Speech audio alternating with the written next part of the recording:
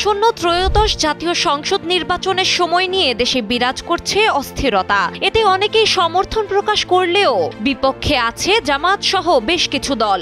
এর আগে এনসিপি বলেছিল সংস্কার কার্যক্রম সম্পন্ন হওয়ার আগে নির্বাচন অনুষ্ঠিত হলে তারা আন্দোলনের ডাক দিবে, যে বক্তব্যে সমর্থন দিয়েছিল জামাত। এবার এরই ধারাবাহিকতায় যেন 5টি বিস্ফোরক দাবি নিয়ে মাঠে নেমেছে দলটি। বৃহস্পতিবার বিক্ষোভ কর্মসূচি পালন করছে বাংলাদেশ জামায়াতে ইসলামী। জামায়াতে ইসলামীর পাশাপাশি আরো 6টি রাজনৈতিক দল বিক্ষোভ সমাবেশ করবে। তবে পিআর পদ্ধতি বাস্তবায়ন নিয়ে দলগুলোর মধ্যে মতভিন্নতাও রয়েছে। এর আগে সোমবার এক সংবাদ সম্মেলনে এই কর্মসূচির ঘোষণা দেন জামায়াতে ইসলামীর নায়েবে আমির ডাক্তার সৈয়দ আব্দুল্লাহ মোহাম্মদ তাহের।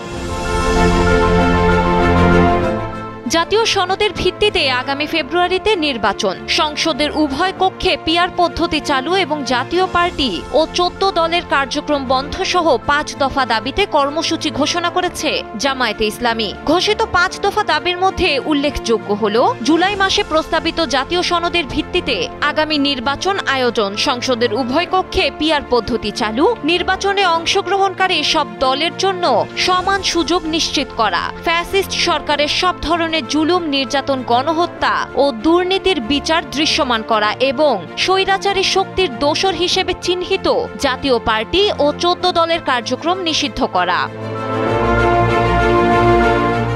জামাত ছাড়া অংশগ্রহণকারী দলগুলো হলো ইসলামী আন্দোলন বাংলাদেশ, বাংলাদেশ খেলাফত মজলিস, বাংলাদেশ নেজামি ইসলাম পার্টি, খেলাফত মজলিস, বাংলাদেশ খেলাফত আন্দোলন এবং জাতীয় গণতান্ত্রিক পার্টি জাকপা।